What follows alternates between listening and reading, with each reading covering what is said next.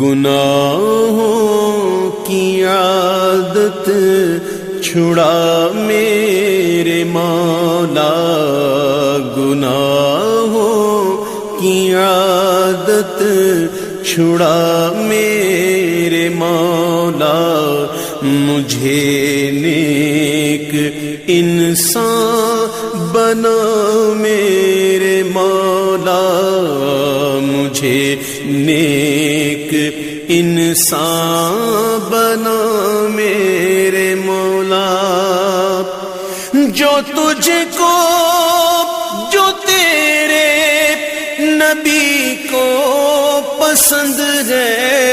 السلام علیکم رحمۃ اللہ تعالی وبرکاتہ۔ سامعین، ابھی ایک سوال کیا گیا ہے کہ مسجد میں موبائل چلانا جائز ہے یا ناجائز۔ اس سلسلے میں واضح گفتگو یہ ہے کہ مسجد میں موبائل کا استعمال صرف دینی باتوں کے لیے کیا جا سکتا ہے، دنیاوی باتوں کے لیے موبائل کا استعمال جائز نہیں ہے، اس لیے کہ مسجد میں دنیاوی باتیں چاہے وہ جائز ہو تب بھی حرام ہے، حرام ہے، حرام ہے۔ اس لیے صرف دینی باتوں کے لیے موبائل کا استعمال جائز ہے۔ لہو لعب اور تماشا جیسے مسجد کے باہر حرام، مسجد میں اور شدید حرام۔ اس لیے موبائل لہو لعب کے لیے، تماشا کے لیے مسجد میں استعمال کرنا حرام حرام حرام۔